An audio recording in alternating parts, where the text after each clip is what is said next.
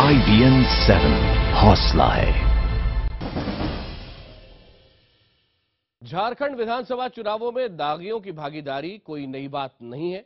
सियासी दलों और चुनावों पर नजर रखने वाली इलेक्शन वॉच के मुताबिक झारखंड चुनाव में पहले चरण के दौरान 28% प्रत्याशियों का आपराधिक रिकॉर्ड था और दूसरे चरण में 27% आपराधिक चरित्र के लोग मैदान में हैं। इनमें कई लोग ऐसे भी हैं जिन पर हत्या, दंगा भड़काने और यौन शोषण जैसे गंभीर मामले दर्ज हैं। खास बात यह कि आपराधिक चरित्र के लोगों को हर दल ने जगह दी है, यानी ये चुनाव भी गैंग्स ऑफ झारखंड में बदल गया है।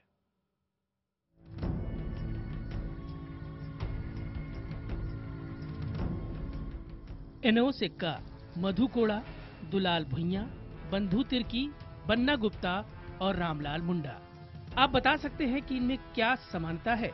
शायद आप कहें कि सभी अलग अलग ही सही, लेकिन सियासी दलों से संबंध रखते हैं। अलग अलग विचारधारा वाली पार्टियों से संबंध रखने के बावजूद इनमें एक और समानता है। समानता ये कि सभी गैंग्स ऑफ झारखंड के सदस्य हैं। गैंग्स ऑफ झारखंड का सदस्य होने का मकसद इनकी अवमानना करने से नहीं है। इसका मतलब ये है कि इन सभी पर कई तरह के गंभीर आरोप लगे हैं और इन पर किसी न किसी गंभीर आरोप के मुकदमे चल रहे हैं।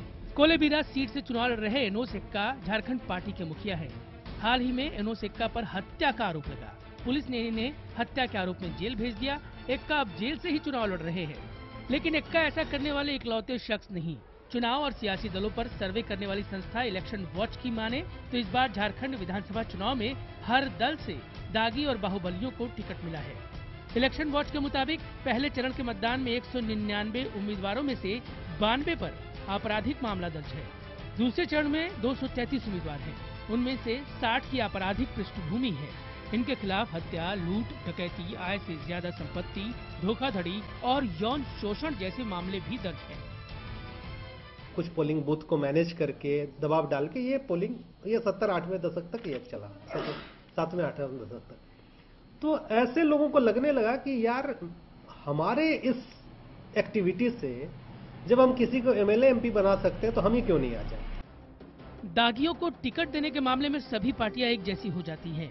मांडर के टीएमसी उम्मीदवार बंधु तिर्की के खिलाफ 10 गंभीर मामले दर्ज हैं। जमशेदपुर पूर्वी से कांग्रेस प्रत्याशी बन्ना गुप्ता पर दंगा भड़काने सहित आधा दर्जन मामले दर्ज हैं। बीजेपी के 2 उम्मीदवारों पर हत्या का आरोप है तो कांग्रेस के 1 दर्जन से ज्यादा उम्मीदवारों के खिलाफ मुकदमे चल रहे हैं। जेएमएम के एक प्रत्याशी के खिलाफ हत्या का मामला दर्ज है, जबकि 10 के खिलाफ हत्या की कोशिश का केस चल रहा है। जेएमएम के उम्मीदवारों में करीब 40% दागी हैं। चक्रधरपुर से निर्दलीय चुनाव लड़ रहे रामलाल मुंडा पर तो यौन शोषण जैसे गंभीर आरोप लगे हैं। पूर्व मुख्यमंत्री बाबूलाल मरांडी की पार्टी जेवीएम ने तो दागियों को टिकट देने में दरियादिली दिखाई है। जेवीएम के उम्मीदवारों में 20% दागी हैं, लेकिन इतने बड़े सूबे में साफ सुथरे उम्मीदवार नहीं उतारने को लेकर भी सभी पार्टियों के पास अपने तर्क हैं। बाबूलाल मरांडी और कांग्रेस ये कह रहे हैं कि हम पैसे से बिल्कुल चुनाव नहीं लड़ रहे हैं। केवल 2 पार्टियां हैं जो पैसे से चुनाव लड़ रही हैं, एक जेएमएम और एक बीजेपी।